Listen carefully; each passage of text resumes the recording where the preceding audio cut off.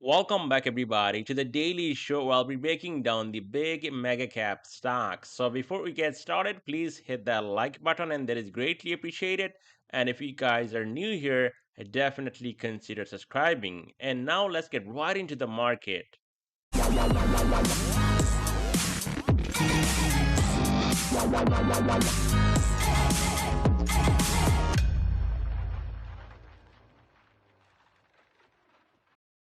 All right, so welcome back once again, and you can see right here, oil prices rise after Trump says Iran will pay for killing U.S. service members. So this new escalation, we all know it's going to happen at the end. And even before this war actually just got started, I said that Trump will, just walk back.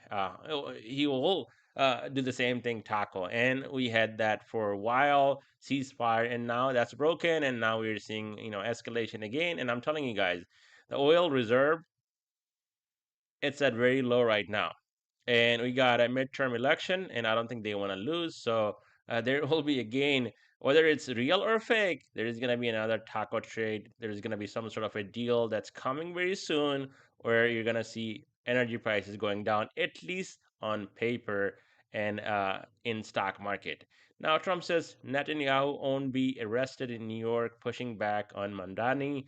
So I mean, I don't think that's going to happen, but a lot of back and forth and this escalation again taking place, and the market not really reacting in a negative way. So what market did today, you can see Dow was down 0.59%, Nasdaq flat.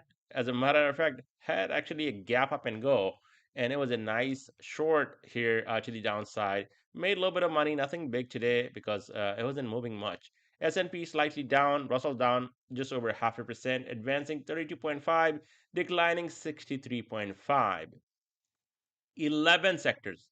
And communication services was up, led by Google and energy and technology. Everything else, red, healthcare, especially taking a massive beating.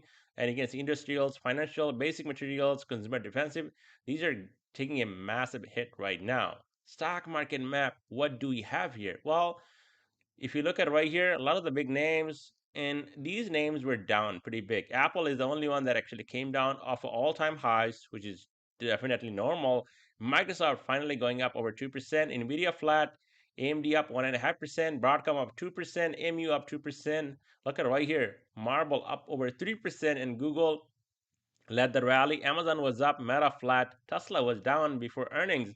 I think they report earnings on Wednesday night, but it's down 3%, and it was down, I think, even more on Friday's session. And you can see a lot of red here on this stock market map. Now, what you want to do here, take a screenshot of this earnings season. This is for this week, and like I said, Wednesday we have Tesla, Google, ServiceNow, IBM. So that these are some big earnings.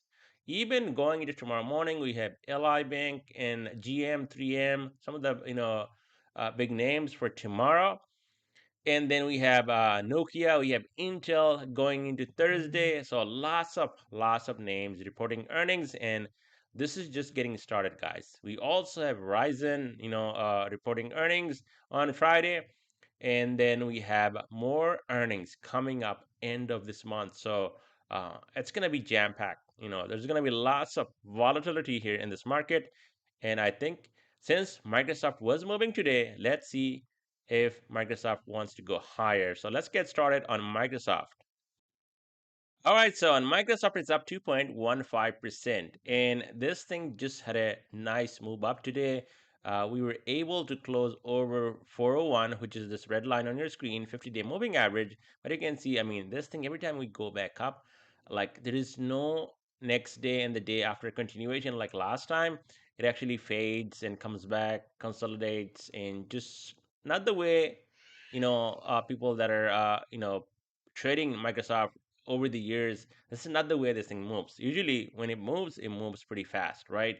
And I mean, you can see right here, we went up 2%, and now we are giving back a little bit here.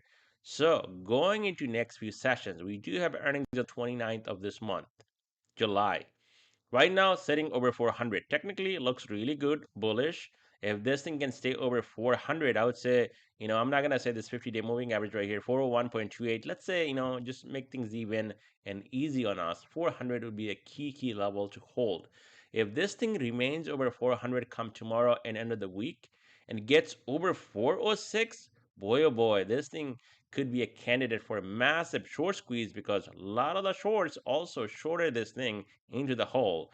And now, if this thing starts squeezing and goes up a little bit, there's going to be a lot of buying into buying, and that's going to trigger a massive rally like it did before on Microsoft. And we do have this. Look at this, guys. Usually, when the stock bottoms, you see a lot of volume coming in. It did have that volume, and now we are slowly going up. So, Microsoft making all the right noises. We just need to see a confirmation break over 406. That's going to be the trigger for more upside here on Microsoft.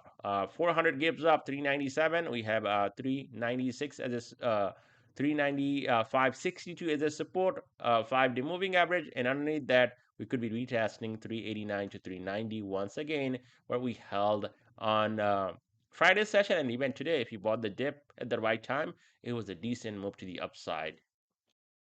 On Apple, stock is down 2.14%.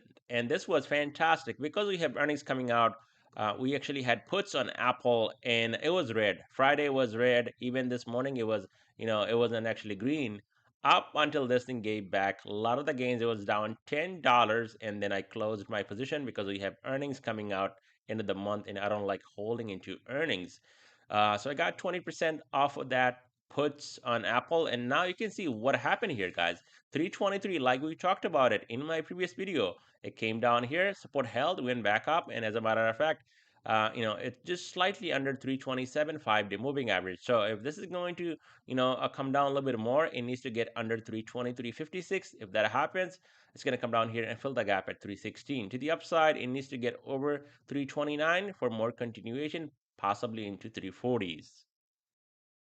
On Tesla stock is down 3% on the day, so another bearish day. And you can see, I mean, it's been selling off for multiple days. And trust me, I would take a position if it wasn't for earnings. But right after earnings, if this thing comes down more, I think that would be a nice buying opportunity.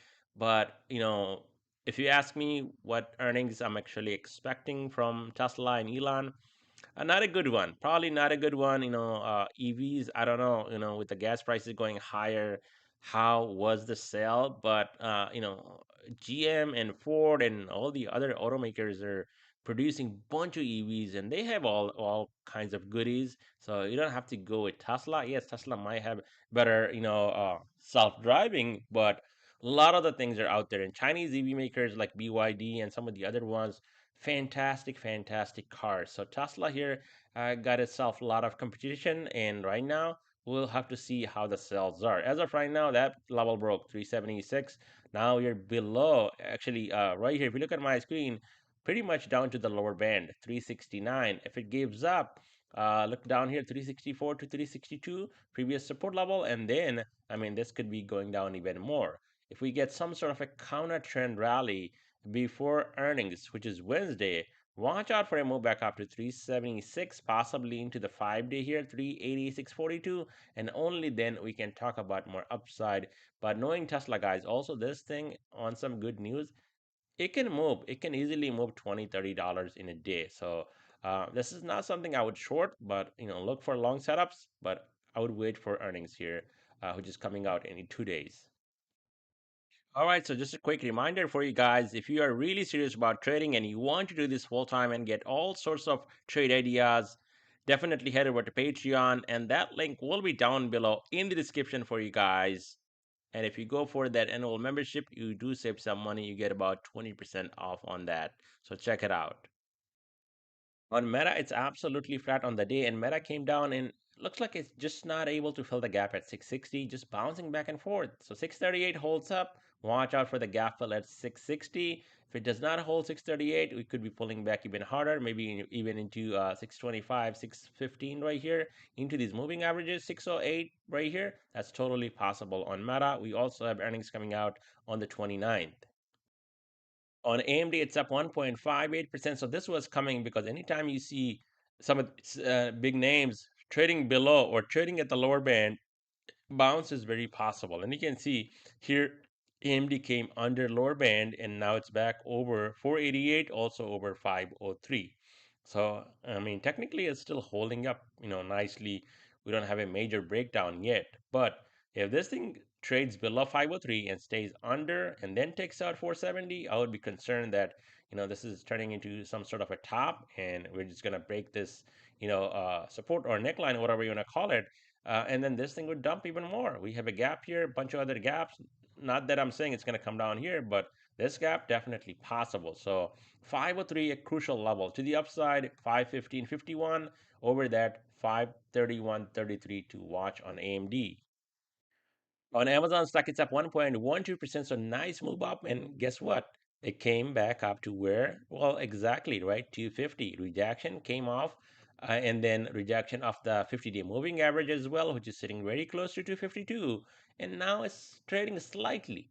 Well, pretty much right at this moving average is 250. So 250 breaks and holds, we could be going back up to 258.65 and possibly higher into this gap, right about 270. But if this thing breaks down, and stays down under 250, watch out for a move quickly down to 242. On Google stock, it's up 1.52%. It was up even more. I was looking to short, but look at the earnings, guys. I mean, this week. So if you get caught in one of these names just for a day trade and then you end up holding through the earnings, you can blow your account unless you have like a lot of time. Even with time, you don't want to hold through earnings when it comes to options. I'm not talking about shares, but then you're not going to make a lot of money shorting, 100, 200, 500 shares. It's just not enough. But you can see the rejection came off, and it was almost closing the gap same day, right? 348, we gapped up today. So huge rejection on Google stock. It's up on the day. It actually had a big sell-off for past 2 days, two trading sessions. And now 348 will be a level of interest to watch. Gap fill reversal or dump down to 342. This thing can recover and stay over right here, 355 to 353, these two moving averages.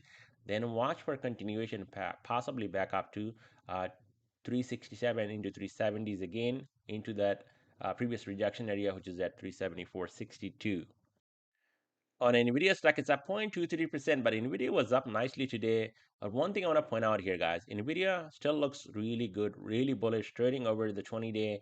We came down in the morning, 203 held as a support, went back up to almost 208. Rejection came off of this 5-day moving average, this blue line on your screen, you can see. And then again into closing, green on the day, holding 203. We retested this trend line on Friday's session, and now we're just consolidating. So if this thing holds 203, I would expect Nvidia to go back up to 212 and possibly even higher with that 5T market cap once again. On Broadcom, it's up almost 2% on the day. So nice move up here on Broadcom. And this thing here, you can see you got up to 384, a little bit of rejection there. And just, a green day here on Broadcom compared to where we were last week on Friday, right? So nice move up. So far, it's holding over 356.57 here, this key support zone.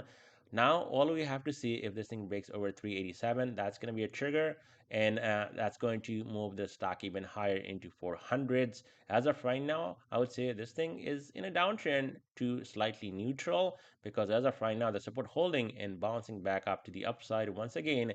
We just need to see a confirmation break, especially over 387.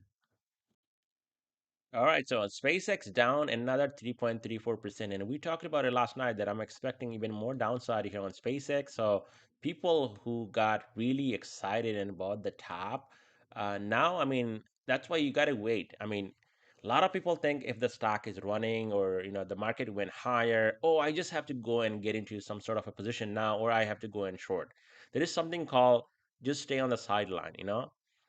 That could be your biggest position. Holding a lot of cash, waiting for the opportunity. That's way better than having bunch of position all over the place. Because once you get the opportunity, like we had last week on Friday, right? Had a gap down, and what happened? Everything bought 13 plus tickers and all paid. Same day, everything had a rally. You can see Broadcom that I bought last week Friday is still going, right? So now what's happening here? Well, it's in this channel here, guys. And like I said, I would like to see at least, like 127, 130 break here, this trend line, and then this thing would be moving higher. We don't have much data still because this thing is new. I'm still using 4-hour chart, and we got this, just downtrend here on SpaceX. So, yes, Elon got really rich by, bringing this thing in the market. A lot of people possibly holding it back because if they bought at 200 or 180, 190, I mean, this thing is down quite a bit. So definitely not something, you're going to get out of it immediately. But if this thing comes down a bit more, gets under 100, it could be really nice, juicy dip.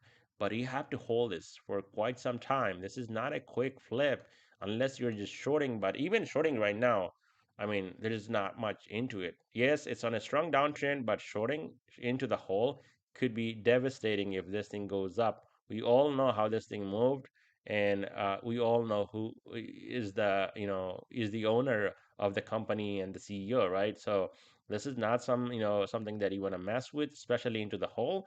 And also, if you're buying long, like I said, you have to give this thing a lot of time. So SpaceX definitely good opportunity to the long side, but shorting or going like quick, in and out.